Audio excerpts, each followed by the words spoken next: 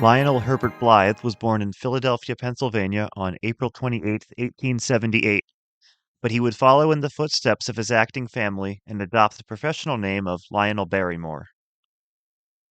Alongside his brother John and his sister Ethel, he made a name for himself in Hollywood, but his career was hampered when he was confined to a wheelchair in the 1930s. Some sources blame it solely on arthritis, while others mention his 1936 hip injury. Regardless, many of his roles would accommodate his need to be seated. For example, this is why Mr. Potter is always seated in It's a Wonderful Life, even before the character is shown using a wheelchair. Outside of It's a Wonderful Life, Barrymore's most iconic role was Ebenezer Scrooge, a role he played on the radio for the better part of 20 years. Starting in 1934, Barrymore voiced Scrooge in an annual production of Dickens' A Christmas Carol, only missing twice. Once in 1936 due to the death of his wife, and once again in 1938, likely due to the aforementioned injury. This is the same injury that kept him from appearing in the 1938 version of the film. A few of these radio recordings exist online, and it's interesting to note that they weren't following the same script every year, and they weren't even on the same radio program. The only consistent thing was Barrymore as Scrooge. To millions of Americans, Barrymore's voice was the voice of Ebenezer Scrooge. His reedy, unique tones fit both the miser at the beginning of the story and the warm man at the end equally well. In a 1947 interview with the New York Times, Barrymore said he would like to be remembered for Scrooge more than any other role. As we will see in today's episode, his Scrooge was quite influential. It's one of the most influential books ever written. Even if you've never read Charles Dickens' A Christmas Carol, you are familiar with it. My name is Collin Murr, and I've loved this story for as long as I can remember. I'm going to be taking a look at all of the movie and TV adaptations of A Christmas Carol that I can, because I love the story that much. This is Scrooge, A Christmas Carol podcast. Episode 2, Scrooge Goes to Television. On the last episode, we talked about the first two sound adaptations of A Christmas Carol on film. The third film version, released in 1951, is considered by many to be the definitive version of the tale, but we'll get back to that next week. First, I want to look at the early versions of A Christmas Carol in a different developing medium, television. Like with early film, a lot of early TV was not preserved. There were TV versions of A Christmas Carol made throughout the 1940s and 1950s, but there are only a few that survive. Some of those lost ones star John Carradine and Hugh Griffith, but there are some pretty notable actors in the ones that survive, too. A Christmas Carol is not a long story, and multiple adaptations have shown that it fits quite nicely into a 90-minute or 100-minute runtime. An hour of TV can be done, but cramming the story into a half hour of TV is particularly challenging.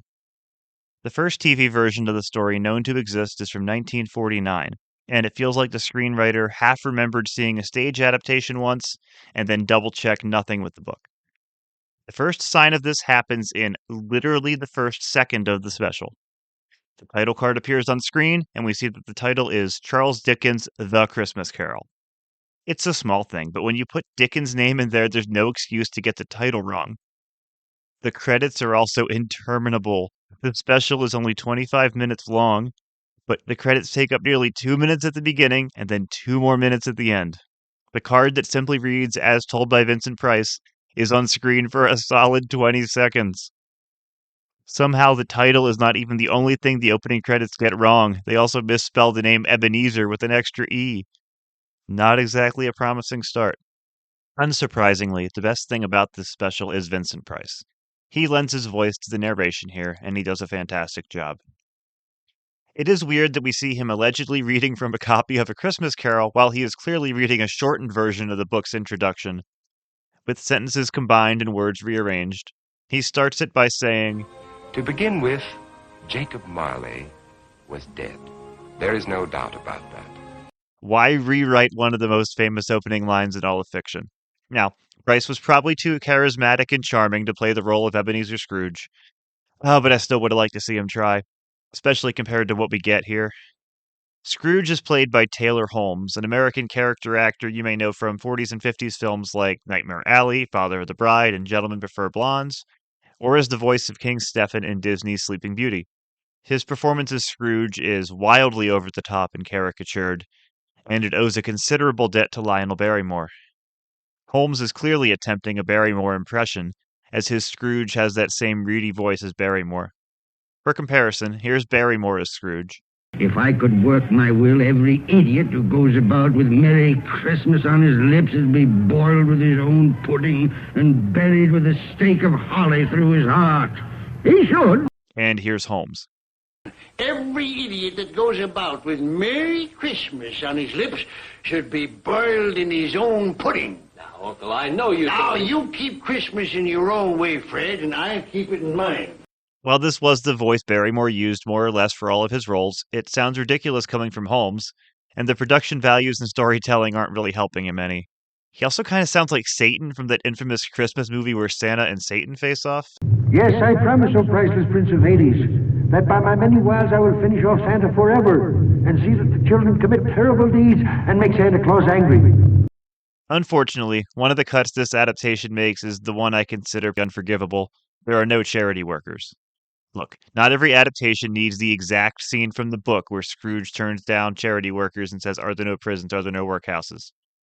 But there needs to be a scene showing that there are poor people that Scrooge needed to help beyond just his employee and his nephew, the latter of which is presumably not even that poor. Scrooge just qualifies him as such. The message of A Christmas Carol isn't just be nice to people around you, and too many versions soften it to that. This version seems to have been done fairly last minute and on the cheap, with the narration stringing together the pieces they couldn't cover with sets. For example, we see Scrooge and Cratchit preparing to leave the office, but then it cuts back to Vincent Price, telling us Scrooge went home.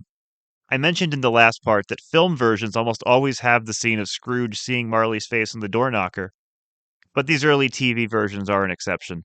I suppose when you don't even have the budget for the outside of a house, it's impossible to do this scene. Instead, we simply get Scrooge sitting alone, followed by a knocking on the door. However, instead of waiting for Scrooge to answer it, Marley just barges on through like the Kool-Aid Man. Marley, for whatever reason, is doing a similar, reedy, Lionel Barrymore-esque voice as Scrooge. I made it, link by link in my life, as you are doing for yourself on Earth. Actor Earl Lee was probably trying to sound ghostly or otherworldly, but he just comes off sounding like an impression of Scrooge's voice. Keeping with the low-budget, no-budget nature of this, Christmas Past is just a guy in a sheet. He takes Scrooge to the past, but hilariously, the scene consists of nothing more than Scrooge and the ghost standing in front of a black screen and talking about what they're seeing, with a few shots of young Scrooge sitting at his school desk cut in. However, even in the only scene of the past we see, they manage to screw the whole thing up. Like in the book, Scrooge says he remembered being all alone at Christmas at his boarding school, but then he adds, "My playmates, they didn't like me." And Christmas Past replies, "That's because you had shunned them." The whole point of this scene in the book is that Scrooge was left by himself at boarding school because he had a terrible father. This adaptation strangely suggests that Scrooge's classmates were also there, but they didn't play with him because he was mean. Kind of goes against everything the book was trying to say in the past scenes, which is that Scrooge used to be a kind and loving person who gradually changed and evolved. This version seems to think the message is, see, he was a cruel miser as a child, too. See how this feels like a half-remembrance of the story? Upon seeing the boy, Scrooge mentions that there was a boy singing A Christmas Carol at his door, and he wishes he could speak to him. This is nice and all, and it's right out of the book, but this version doesn't have the boy. Go back and watch, you don't see him. Sure, we can imagine it happening, but why keep the callback to the scene if you're not going to keep the scene? We do at least get a reference to Belle in this version, as the ghost threatens to take Scrooge the day she broke things off with him.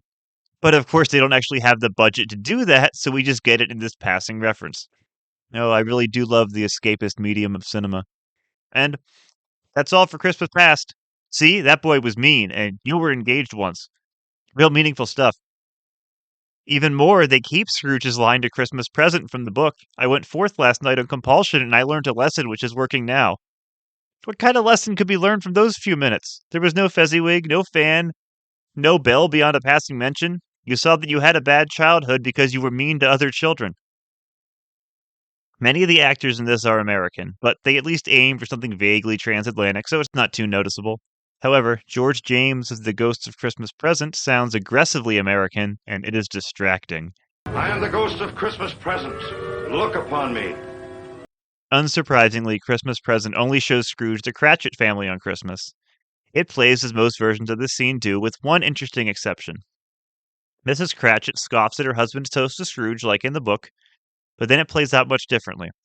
Most actresses will play her as thoroughly disgusted with her husband's boss, and while she does go on to drink the toast, she doesn't do so in good spirits. Here, the dialogue could easily have been read that way as well, but actress Queenie Leonard plays it much more lightheartedly. She says the "I'd give him a piece of my mind to feast upon" line, much merrier than other portrayals of the character. Her husband insisting that it's Christmas seems to genuinely convince her, and she toasts to Scrooge's long life with a smile and complete sincerity. It's a clear change from the book, where Mrs. Cratchit and the other children are still disgusted. But it works here without being overly saccharine like the 1938 version where she raised the toast. Leonard is quite good in the role here with her little bit of screen time, and she would reprise the role in another version we'll be getting to. Patrick White does not make much of an impression as Bob Cratchit. He's nowhere near as bad as Taylor Holmes' Scrooge, but he doesn't really do anything memorable either. One thing that is common among most of these early TV adaptations is that at least one of the three ghosts gets the short end of the stick in the name of cutting things for time. In most cases, it's Christmas Yet to Come. Admittedly, the Christmas Yet to Come sequences are challenging to shorten and still do properly, because there's this deliberate rhythm to them in the book. Scrooge first sees the businessmen discussing a man's death, followed by the people peddling his things. At this, he begins to realize the truth of what's going on, but when the ghost takes him to the bed where his corpse lies, he refuses to pull it back. When Scrooge tells the ghost, "If there is any person in the town who feels emotion caused by this man's death, show that person to me," Scrooge is shown a couple celebrating because they now have a short delay on their debt. When he says, "Let me see some tenderness connected with the death," he's taken to the Cratchits and sees them mourning Tiny Tim. Deny it as he may, Scrooge knows that he is the dead man and he wants some sympathy. The ghost is not just showing him that he will die, but that when he dies, it will be alone and with no one who will be sad about him.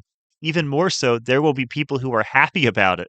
Now, not adapting this properly is not just the fault of these early TV versions, as plenty of film adaptations, even good and great ones, get this part wrong.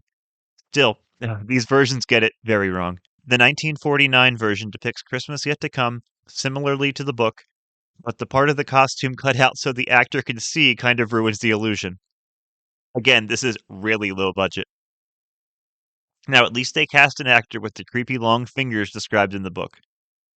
This Christmas Yet to Come starts at the Cratchits, but we only see them for about 30 seconds. We then see the businessmen talking about the dead man, which leads Scrooge to ask, "Who is it that lies dead?" However, like with the caroling boy, he's calling back to something we haven't seen. We have not seen any body buried under a sheet. Was the script just too long, so they removed a few lines without changing anything? There are 4 minutes of credits in this. Again, like in the opening credits, the name Ebenezer is misspelled on Scrooge's grave. And I can't even make a joke like, "Oh, we had no real friends who knew how to spell his name," because they had it wrong in the credits. Another common trait of these early TV versions is how they handle the Christmas morning scenes. Instead of Scrooge anonymously sending a turkey to Bob Cratchit's, celebrating at his nephew's, and then formally making up with Cratchit the next day, these versions simply have him go to Cratchit's on Christmas Day. It's an understandable way of streamlining the plot, but it makes Scrooge seem a tad inconsiderate. I talked about this a bit last time with the 1938 version. He knows he's the last person this family wants to think about on Christmas Day, and dropping in on them might not be the most pleasant of experiences, even if he explains the situation. Dropping in on them and expecting to be a dinner guest is even ruder, especially when he has a standing invitation somewhere else. Here, Scrooge is the most inconsiderate of all, as he brings Fred and his wife along with him, and he expects that the Cratchits will welcome them all as dinner guests. Sure, Scrooge is providing the turkey, but still, this is kind of rude. If this version really wanted to streamline the plot, they may as well have removed Fred, kept the charity workers, and had Bob Cratchit insist that Scrooge stay for dinner because he has nowhere to go. Scrooge also brings presents for all of the Cratchits because seeing people open gifts is the closest this version is going to get to the whole help the poor message. There's also a really shoehorned line where Scrooge talks to Tiny Tim about a famous surgeon he happened to see at church who's going to make sure he gets better. This is such a small and underwhelming version of the story that it makes you wonder why it exists at all. The narration by Vincent Price is nice and all, but it takes away from what is already an extremely short special. Outside of Price as the narrator and Queenie Leonard as Mrs. Cratchit, it's really only interesting because it's the earliest existing TV version of the story. At just 25 minutes, it does point forward to the other condensed versions of the story we'll see in years to come, all of which approach their required edits and cuts differently. But on its own, it's mostly a bore. A Christmas Carol is a story that has been adapted into a musical many times over. But before the story was ever adapted into a movie musical, it was adapted as a musical for TV. In fact, there would be multiple TV musicals based on the book before the first movie musical came along in 1970. Two of these are from the 1950s, and both are original musical adaptations as opposed to being based on an existing show. Neither is exactly a lost classic, but they are both very interesting watches.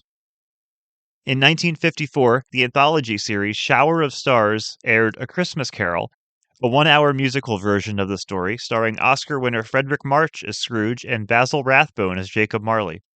Unlike many TV shows of the time, Shower of Stars was shot on film, and apparently this episode was even shot in color, a rarity for the time. Sadly, all that's left is a black and white recording, but at least we still have it. Musicals tend to be big and overblown, so it's understandable that many of the musical versions of the tale feature over-the-top portrayals of Scrooge.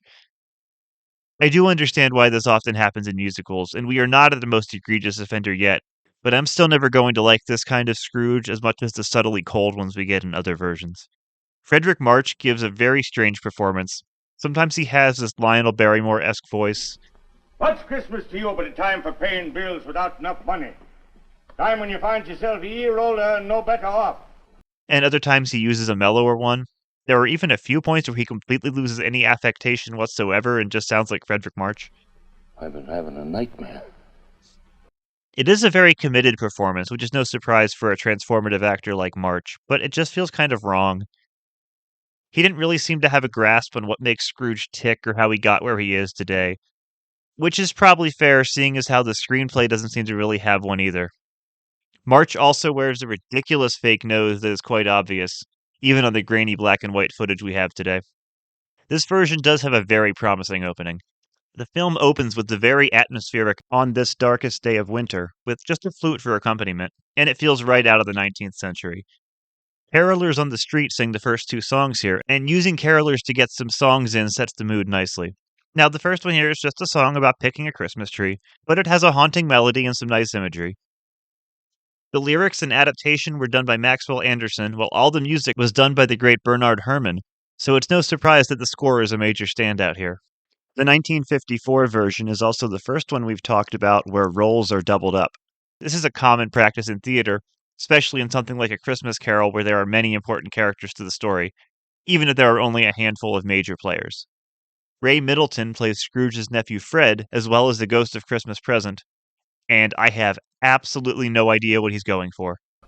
So, whether I'm rich or poor, I believe Christmas has been good for me and will be good for me, and I say God bless it. His performance is so broad and over the top that you have to wonder if he hated the script and was making fun of it. The character of Fred should be charismatic and joyful, but this is just obnoxious. He is constantly getting right up in Scrooge's face and yelling at him, and he is constantly mugging at the camera with weird expressions. As Christmas Present, he also has by far the worst song in the thing, but we'll get back to that one. Outside of Fred, the opening of this movie works really well. Charity workers are played well, Bob Sweeney is appropriately gentle as Bob Cratchit, and the score provides nice atmosphere. As Scrooge leaves the counting house, the street choir sings their second song called Santa Claus. Another nice song, even if it's not quite as good as the first. Like with the 1949 short, there's no Marley on the door knocker here, and the film even makes the odd choice of having Mrs. Dilber still home when Scrooge arrives. The build-up to the Marley scene is not that good, but the Marley scene itself, it's one of the best takes on this scene ever. Basil Rathbone would go on to play Scrooge twice, but he plays Marley here, and he really understands this character. So many actors ham it up to a ridiculous degree, and they try to be as spooky and otherworldly as possible, with it often just coming off as silly. Scaring Scrooge is undeniably part of Marley's mission, and since this character only appears in one scene in most adaptations, it is understandable that actors want to make the most of it by going over the top. However, most versions do not play up any kind of camaraderie between Scrooge and Marley, even though the two men worked together for decades. For all of Scrooge and Marley's faults, the text of the book describes them as friends more than once. Rathbone absolutely gets this about the character, and he trades the traditional spookiness for sadness, delivering every line with a twinge of regret, wanting to make sure his friend never suffers the same fate as him. The haunting nature of the scene is still there, but it is rare for an actor to capture the sadness this well. The songs up until this point are good, but the best musical moment in this film comes at the end of the Jacob Marley scene. As Marley is leaving, an off-screen choir performs haunting wordless vocals that are extremely effective. Oh God. Oh God. There is so little help for me. Oh God.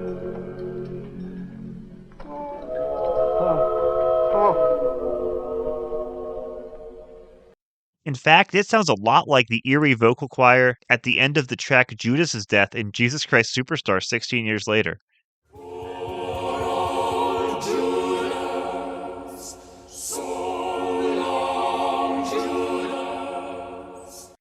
While it's unlikely that this 1950s obscure adaptation of A Christmas Carol had any influence on Jesus Christ Superstar, the eerie vocals are effective in the exact same way they are on that album. Now, sadly, the Marley scene is the high point of the film. It's a good high point, but it is the high point. There are still nice moments throughout, but from this point forward, this film is all over the place. The Ghost of Christmas Past is played by Sally Fraser, who also plays Belle. She's extremely charming with just a little bit of screen time, but she has this very 1950s look and voice. When she starts singing as Belle in this very operatic, formal style, it's kind of surreal. She's fantastic. You might just do a double take when you hear it. Sadly, the only moments the ghost shows Scrooge happen at Fezziwig's party. Now, this is a very important scene, the most important scene of the past scenes in the book. It shows that Scrooge knew how to be a good boss because he's seen it displayed. And the film also gives us a very funny scene when Scrooge says, "Old Fezziwig, alive again," and the ghost tells him, "No, not alive again. This is Christmas past." "Well, that's just cold." Now, most of this scene just exists to show some dancing and then a duet between Belle and Scrooge, but we do still get the nature of the Fezziwig character, and Scrooge is obviously delighted to see him again. Then, the film makes a strange choice to have Belle and Scrooge break up at the party. If we just start on an embittered Scrooge, we never see the change in him that Belle sees. Why don't they just clarify that this scene is happening a few years later, even if they want to use the same set? It also doesn't really make sense, since they just sang a duet about how much they love each other. After this, Ray Middleton returns as the Ghost of Christmas Present. Pretty much every musical version of A Christmas Carol will have what I call an Ain't Christmas Grand song, and these songs always run the risk of being quite annoying. No matter how much you love Christmas, a song where people try to convince someone of the greatness of Christmas is very likely to annoy. Here, a perfect storm of events combine to create a truly annoying number. A very merry Christmas. A very merry Christmas. Oh, days may come and days may go, but this is the... Middleton sings this repetitive song for about 3 minutes, still making those strange faces from earlier. These are 3 minutes that could have been filled with, well, anything else. As if that was not enough, when Scrooge and the ghost visit the Cratchits, the choir is singing the same song. Did they really think they had a hit on their hands here? It's also interesting to note that while she has less to do here, Queenie Leonard once again plays Mrs. Cratchit, reprising her role from the 1949 adaptation. There's also a very bland God Bless Us Everyone song that Tiny Tim manages to sing not once, but twice. Since we spent 3 minutes on A Very Merry Christmas, we only have time for the Cratchits in this Christmas present. However, instead of having the scene on Christmas Day, it's set on Christmas Eve.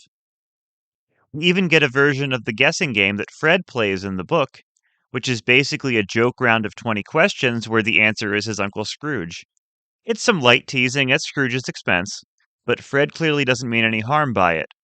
Here, it's Bob Cratchit who's playing the game and making his family guess, and that doesn't really make any sense. Bob is the one character in the book who never speaks ill of Scrooge. We know he's thinking it, but for the sake of his family, he never says it out loud. When he raises the toast in the book, everyone else is disgusted, but he does it in earnest. Bob Cratchit in these 1950s adaptations often has his characterization sacrificed in the name of showing a nice family celebrating Christmas. We don't see a lot of that outer happiness hiding inner sadness that we got from Donald Calthrop and Gene Lockhart, and from the character in the book, and from those future adaptations where they bring that out even better. Now, his characterization being downplayed is not necessarily unfaithful to the book. In the opening chapter, or stave as they're called in the book, Bob Cratchit is not even named, and this is probably to show that to Scrooge he's nobody. In that opening section, he's just called the clerk. We learn his name is Bob Cratchit later on. But these 50s versions are really just about a nice family celebrating Christmas. For example, in the 1954 one here, they make a big deal about Tiny Tim putting the star on top of the tree, which feels a whole lot more like 1950s America than 1840s England.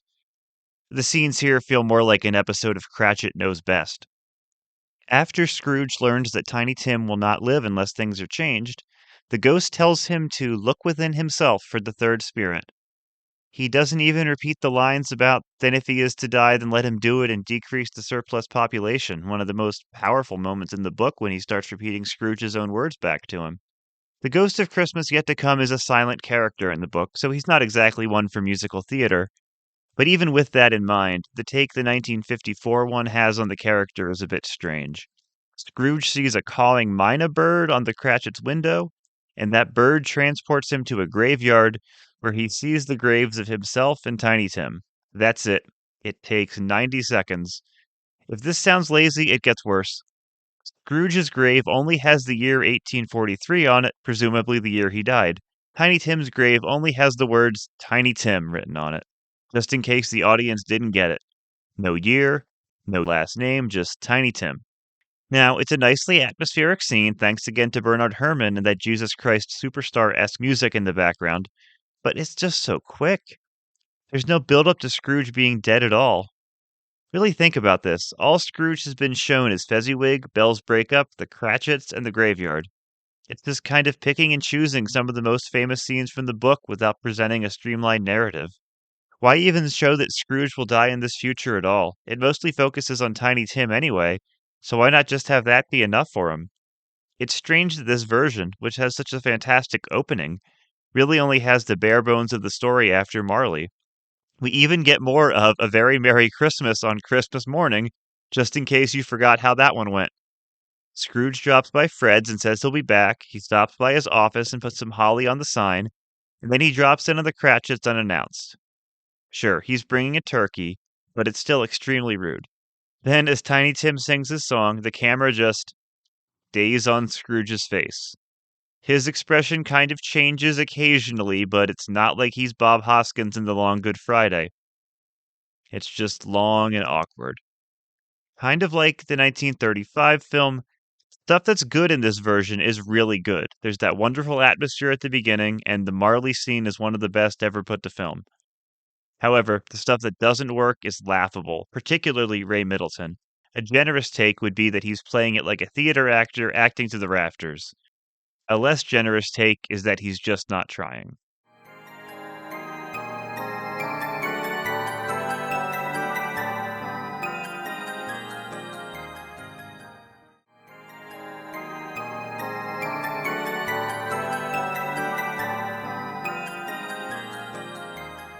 Just 2 years later, there would be another made-for-TV musical version of A Christmas Carol called The Stingiest Man in Town, which was produced as an episode of the Alcoa Hour.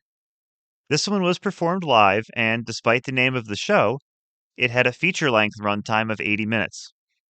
If you watch this version and the songs sound familiar, it's likely because Rankin Bass would go on to make an animated version of this one in 1978, but we'll get back to that. While the songs in the 1954 film felt disconnected and kind of all over the place, The Stingiest Man in Town does feel like a proper musical, with much more uniformity in the songs. While they're not all great, you still get the impression that care was put into all of them. This film's Ain't Christmas Grand number, well, the first one, is called An Old-Fashioned Christmas. And while it does wear out its welcome a bit, it's not too bad. It feels pretty 1950s, and like so many of these, it just lists things that happen at Christmas, but it could be worse. Like the 54 film, The Stingiest Man in Town uses carolers as a device to get some songs in, and they function as a Greek chorus here. The song Sing a Christmas Carol, which introduces various characters throughout the story, is a pleasantly haunting tune, and it's really the standout of this musical. There's a Broadway saying that is occasionally reworded and has no definite origin, but the gist of it is when words aren't enough, sing. When songs aren't enough, sing and dance. While the joy of Christmas, of course, lends itself quite well to musicals, the old embittered Ebenezer Scrooge is not a character who does. He's not big on emotions and he's not charismatic, so making him sing pre Reformation seems a bit out of character. Having the Christmas carolers act as a kind of Greek chorus is a good choice. Now, Stingiest Man in Town does decide to make pre Reformation Scrooge sing a bit of one song in a call and response with his nephew Fred. Basil Rathbone is not doing a Lionel Barrymore impression per se, but he does do an old man voice throughout that still sounds kind of ridiculous. When it comes to singing, he just cannot keep the rhythm of a song, and his first song is already written in this kind of talk singing style, and it's honestly just embarrassing that he can't keep up with it. I'm not happy on Christmas Day, I'm never merry, I'm never gay. If you think I can feel that way, then you are just as stupid as can be. What makes it even stranger is that they have young Scrooge played by legendary singer Vic Damone, which makes you wonder what happened to this guy's singing voice in 4 decades. It's very odd casting. In The Stingiest Man in Town, Scrooge lives in a room attached to his counting house, so there's not even an atmospheric scene where he walks the streets, let alone the scene of Marley on the door knocker. And we do get a street song called The Stingiest Man in Town, though, which is fun, since clearly everyone on the street knows how awful he is. When we do get the Marley scene, Scrooge is already in bed, which makes for some awkward staging. Still, we do get one of the book's most haunting moments here. In the book, after Marley exits, we see an array of spirits outside Scrooge's window, suffering the same fate as Marley. They desperately want to help humanity, but they can't. Here, the spirits join Marley in his song I Wear a Chain, and Marley tells a few of their stories. Again, it could have been staged a lot better, and the song could use some work, but there's potential here that I think another version could improve on. The Ghost of Christmas Past in this version is yet another completely different take on the character. His beard and expressive voice feel like they would have better fit the Ghost of Christmas Present, but again, the description in the book is so vague that each version just does its own thing. We get a weird take on the past scenes where the ghost and Scrooge are walking the streets, and the ghost brings up Scrooge's time at school and his sister, but we never see any of this. It's an attempt to shoehorn it in, but they don't even try to visualize it. However, like the 1954 film, we do see Fezziwig's Party, where Belle and Scrooge begin a long musical number called Golden Dreams. This very stagey number takes them through the years of their relationship as a literal wall is built between them as they sing. It's a nice spin on just having Belle say, "You've changed," but also, it's a lot. It feels like something out of Babes in Toyland, but nowhere near as much as the first song in Christmas Present. A bunch of adults dressed as toys begin dancing around and singing The Christmas Spirit. Yet another Ain't Christmas Grand song. It's kind of a terrifying scene, but the song is nowhere near as bad as A Very Merry Christmas. The issue with the music in Stingiest Man isn't so much the songs themselves, as most are harmless if not super memorable. The real issue is their placement. Up until Christmas Present, things aren't too bad, as the songs nicely inform the characters and move the plot along. However, once we get to Christmas Present, the scenes become overloaded. After the Christmas Spirit, we go to the Cratchit house, followed by Fred's party, and we get 2 songs apiece in these scenes. At the Cratchit, Tiny Tim's sister sings Yes, There Is a Santa Claus, a song about how Santa Claus is real as long as people are giving, and Christmas Present sings One Little Boy about how Tiny Tim deserves to live. Both of these are slow, fairly bland ballads, and putting them back to back only emphasizes that. Yes, There Is a Santa Claus also adds nothing to the story or characters. At Fred's party, we get another round of An Old-Fashioned Christmas, and then Fred sings The Birthday Party of a King, another song that really doesn't add anything to the plot or characters. I guess someone said, hey, if we're going to do a pointless song about Santa Claus, we're going to do a pointless song about Jesus too. By including these 4 songs, 3 of them quite slow, in a 10-minute stretch, the musical loses any momentum it had going.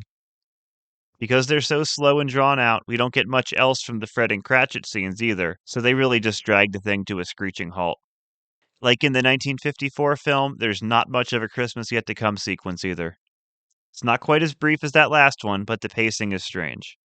Scrooge sees two people talking about his death, but then we go immediately to the graveyard.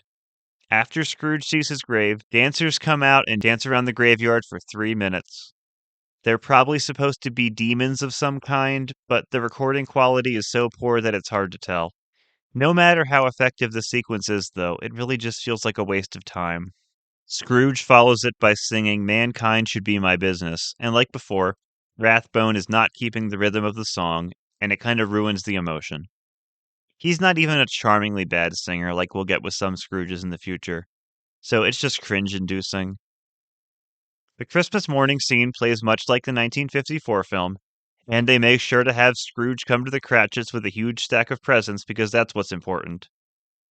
The fact that we don't see him making up with the charity workers here makes him walking in with a pile of presents feel even more banal. Ultimately, this kind of thing is why neither of these musical versions is timeless. In addition to simply airing on TV at a time when TV was not about creating timeless work, these are just very 1950s takes on the story.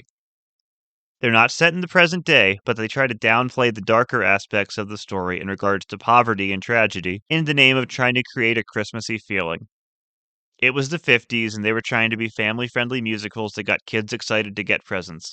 The Stingiest Man in Town is one of those musicals that feels like it could have been really good with more work put in. Get a better Scrooge, juice up some of the songs, and pace the present and future scenes better, and this probably could have been pretty good. Even though it was obscure, it makes sense that Rankin and Bass wanted to take a crack at it. The music's not all great, but it is consistent. The 1954 one starts stronger, but the 1956 one feels more complete. Now, before we leave the fascinating world of 1950s TV, there is one more version of A Christmas Carol we have to talk about. It, believe it or not, also stars Fredric March and Basil Rathbone. It seems that the 1950s just kept circling around those two actors. However, this one is a mere 25 minutes, and it's not a musical. March is the narrator, and Rathbone reprises his role as Scrooge. Rathbone is quite hammy, similar to his performance in The Stingiest Man in Town. Like with most half-hour versions of the story, the characters outside of Scrooge don't get a lot of screen time, and it really feels like Bob Cratchit is something of an afterthought once again. At least in the 1959 version, we get to see Bob in both the present and future scenes, and actor Toke Townley brings the right emotion to the role. This adaptation adopts a minimalist style in terms of set, and while this could have been seen as a downside, it actually works to the benefit of the special.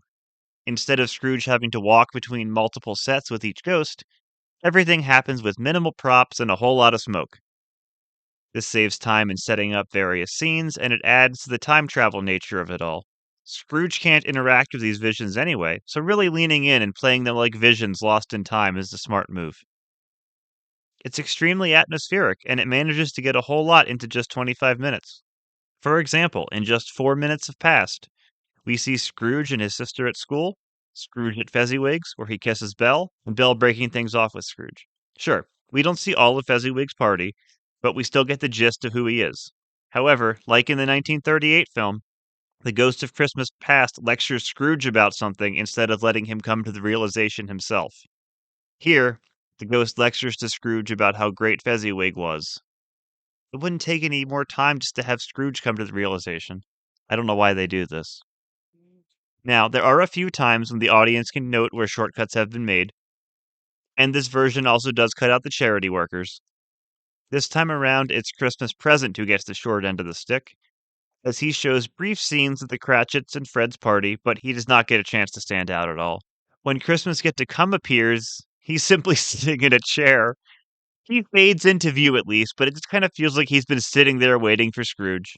We actually get a version of most of the future scenes from the book, though, as we see the Cratchits, a hearse rolling by with a dead body, two gentlemen discussing Scrooge, and someone selling his things before we get to the graveyard.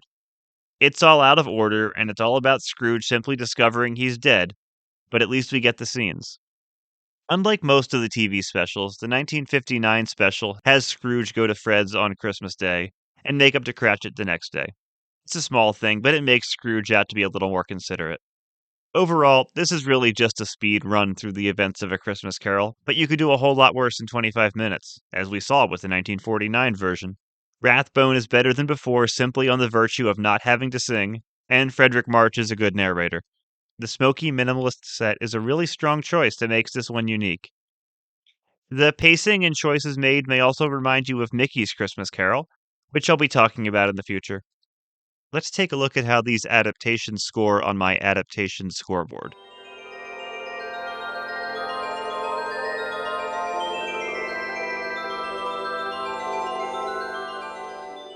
None of these are exactly high scorers. You'll remember for last week, the 1938 film scored 50.5, while the 1935 film scored 60.5. Now, again, those are feature length. Only one of these is really that length. One of these is an hour, two of them are 25 minutes. But some of these scores are still pretty low.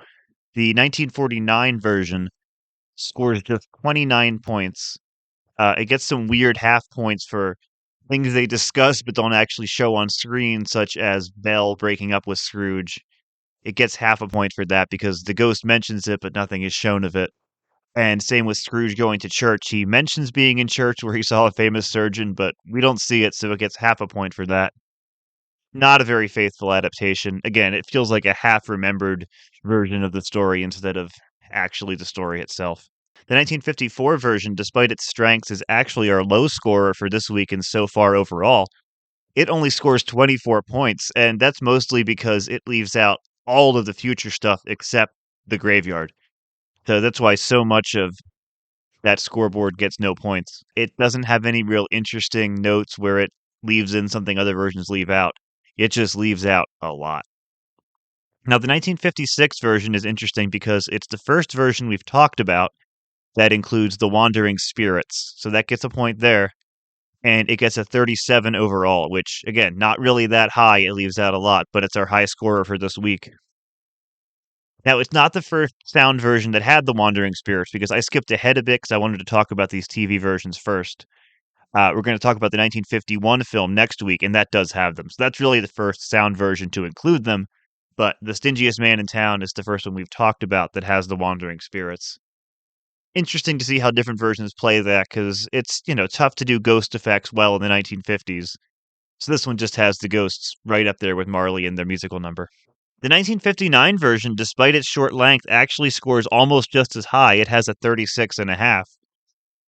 So there's the scene in the book where Scrooge sees a body on a bed and he can't bring himself to uncover it because he knows it's probably him. The 1938 one had that. A lot of versions don't include that scene. They kind of just have the graveyard at the end.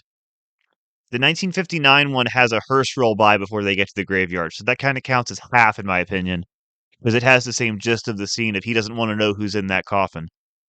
So it's the same idea as the body under the sheet on the bed. So the 1959 version really does include a lot. It's not exactly a strong adaptation. It doesn't really need to exist, but it has more points from the book than the 1949 or the 1954 version, and pretty much the exact same score as the 1956 one. So those are our scores for this week. Next week, it's the big one. It is Scrooge 1951. This is the one with Alistair Sim. This is the one that usually gets discussed as the definitive version. There have been some competitors in the conversation in recent years, but for decades, this is the one that was considered the definitive adaptation of the tale.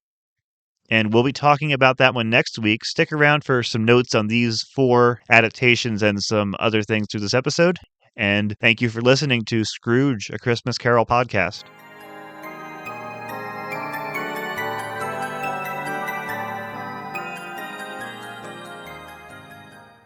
All right, so that's 4 different versions of A Christmas Carol. I won't usually be doing 4 at a time, but since 2 of these are 25 minutes long and the other 2 are musicals that can be talked about together, it's good to lump these all together, especially because they all really hit on a lot of the same beats.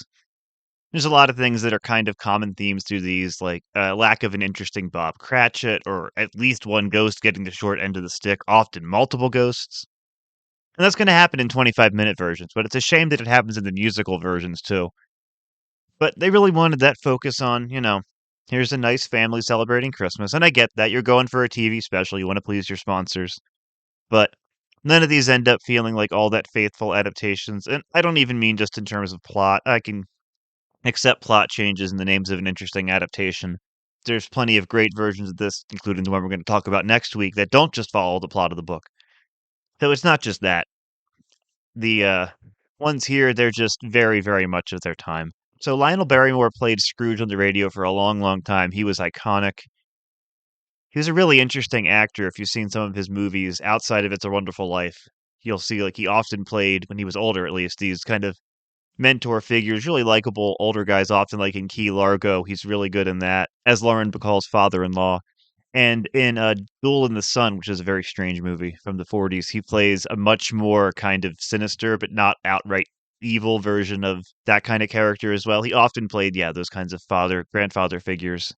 So, yeah, Mr. Potter is his most famous role in film, but it wasn't his normal typecast at that point in his career.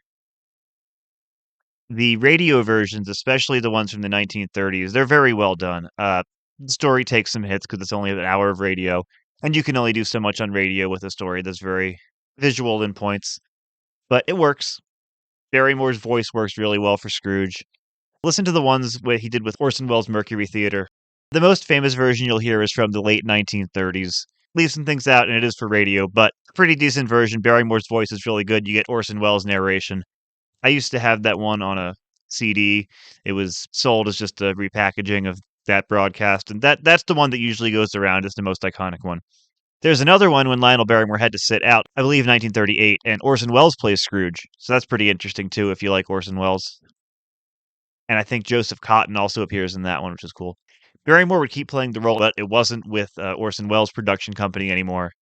And it was often in half-hour episodes of things, and they're pretty short and not so great. There's a record version that came out in the 1940s, and it's weird because the setup is about as long as you'd expect. You know, he meets the charity workers, and he meets Fred, and he does all these things, and he meets Marley, and then it just rushes through the ghost really fast. It's very odd. So I think that's kind of what was happening with the later versions on the radio. But again, it was iconic because it was Lionel Barrymore. Interestingly enough, he was not a fan of paying his own taxes, so he wasn't even up to Scrooge's level at the beginning of the story. He had to fight with the IRS many times through his life. And I read that one of his shows would just start withholding his taxes from the paycheck because otherwise he never would have tried to pay them and they would have been in legal trouble. So, yeah, interesting person to play Scrooge when he didn't even want to help people out. But yeah, very interesting actor. And obviously, Orson Welles liked working with him a lot. So, complicated person. The 1949 version was actually the only one of these I'd seen before starting this project, and I only ever watched it because it had Vincent Price in it, and I mean, iconic actor, wonderful voice, just one of the most charismatic screen presences ever. And he's fine, he's great to have in this. It's nice to have him narrating the story, but it's not a story that needs that, especially in only 25 minutes. Take out 4 minutes of credits, only 21 minutes. It's just a really strange version. It's really early TV, so I get cuts had to be made. It was very independently made, I think. Very low budget, and it shows. Taylor Holmes is doing a very strange impression of Lionel Barrymore, and I would imagine most people recognized it as such at the time. It does not play well at all, so it's an interesting curiosity, but I would not recommend it. The musical versions are much more well developed. Fredric March's Scrooge is one of those things that really feels like it should be great, because Fredric March was one of those actors in the 50s who was very transformative. He would change his hair and his face and everything else in a time when a lot of actors didn't do that. He won an Oscar for Jekyll and Hyde in the 30s. If you've seen Inherit the Wind, where he plays basically William Jennings Bryan, a character who is William Jennings Bryan but with a different name. He does not look like Fredric March at all. He's bald and very over the top and ridiculous, and he has a kind of bombastic voice. It's really great stuff. It's a wonderful movie. And he could have done something like that here, but he probably didn't have enough time to develop the character. The fake nose he wears looks ridiculous. The wig's kind of ridiculous, so it was a TV budget in the 50s. He just ends up being okay. At least they don't make him sing. He does have one scene in that where he talks in rhyme, which is very odd. I mentioned there's that song about Santa Claus. It's fine. But then Fredric March just says some rhymes about Santa Claus. Maybe it was supposed to be a song, and he's like, hey, I'm not going to sing. So they just had him do that instead. I don't know. That's just a guess. But yeah, the first 30 minutes of that, outside of a few weird things, are really good. It's a really atmospheric opening, and then it just kind of falls apart. Basil Rathbone as Marley. Just watch it for that. He's really good. That's one of those characters where just everyone wants to play him as like this over-the-top spooky ghost, and I get it. You only get one scene in the movie, but Basil Rathbone really brings a sadness to it that a lot of actors don't. So yeah, I really like that scene. It's great, and that really haunting music helps. Bernard Herrmann, again, one of the greats. The 56 one has been done as a musical since. I've read about productions that have been done, and Rankin Bass, of course, adapted it, which makes sense, but the placement of the songs is just odd. I don't quite get it, why they would want to do all those slow songs. I think they were trying to get a hit out of some of those songs. Old Fashioned Christmas, Birthday Party of a King. Yes, There's a Santa Claus. Like, these are universal songs that don't really have anything to do with A Christmas Carol, or don't even try to have anything to do with A Christmas Carol. And it's weird because the best songs in that one are the ones that are most uniquely tied to A Christmas Carol. Like, you can't separate them from the context. Like the song they sing throughout to introduce all the ghosts. The group, the Four Lads, sings it. It's just called "Sing a Christmas Carol." It's just a nice atmospheric song. Sets up the scenes really well. And then the title song, "The Stingiest Man in Town," it's kind of fun. Very over the top, but it's befitting of the musical. Those are really the only two songs in that one that stand out, though, which is disappointing. The 1959 one, I had not seen either before this project, and it was interesting that it wasn't like the 49 version where it was just trying to do the bare bones. It really tried to get a lot of it in there, so I appreciate that at least. I thought the most interesting thing was like that moving set with all the smoke and everything. Really felt like it was going for a time travel feel. Weirdly, it reminded me of the game show Where in Time is Carmen Sandiego, where in the final round they had to escape through a trail of time, and it had the same kind of vibe of like really smoky and futuristic feeling. And yeah, that's a time travel game show. This was a time travel story, so it had that same vibe. It was really intriguing. It's just Basil Rathbone did not play Scrooge with much sincerity. It's a caricature. I get why they had him because Basil Rathbone, that's a name you want. He's famous, but he just doesn't bring a lot to it, which is a shame because he brought so much to Marley. So I'm not quite sure why they had him do it again, except he was a name. The Marleys in the other versions, in the 1959 version, Marley just kind of sounds like a Muppet. It's odd. Yeah, so none of these are going to stand the test of time. None of these are all-timers. There's a couple songs from each that I like. It's a great Marley scene. But for the most part, these can stay in the 1950s because that's what they were made for. What was 1949? But unlike the TV specials we're going to talk about in the 60s, which I feel some of those really do stand the test of time. They're classics today, or cult classics at least, for a reason, because they approach the story in a way that's universal. These approach the story in a very 1950s way, and that's why that gets left in the 50s. But next time we're going to be talking about the version from the 1950s, the one everyone talks about, Scrooge 1951, with Alistair Sim. A lot of these early versions rotate back and forth. One will be called Scrooge, one will be called A Christmas Carol. That's kind of why I named the podcast that, because so many are either Scrooge or A Christmas Carol. So I'm like, oh, I'm just going to put both in the podcast title. Yeah, the 1951 version, if you don't know anything about it, really do seek it out. It's 85 minutes long. It's feature length. I know when George C. Scott went to play the character, he's like, well, Alistair Sim was so iconic, how am I supposed to top that? And he had to find his own way into the character. And most people would say he did quite well with it. But Sim really put his stamp on it by making it his own. It's not an impression of anybody. He's not doing an old man voice. He's just playing it entirely in his own way.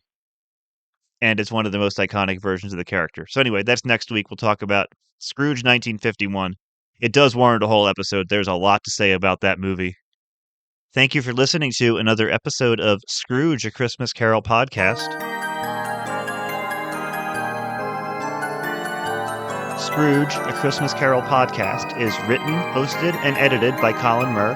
Theme music is Christmas Day by T.R.G. Banks, and T.R.G. Banks' Snowfall is also used for interstitial music. Clips in this episode are from The Christmas Carol, 1949, A Christmas Carol, 1954, The Stingiest Man in Town, Tales of Dickens, A Christmas Carol, the 1959 movie Santa Claus, the 1939 Campbell Playhouse version of A Christmas Carol for radio, and the original Jesus Christ Superstar album. Leaving a 5-star review on Apple or Spotify, as well as liking, commenting, and subscribing on YouTube will be a big help to me. I'll be back next Wednesday with another episode of Scrooge, a Christmas Carol podcast. Until then, make sure to live in the past, the present, and the future, and ensure that the spirits of all three strive within you.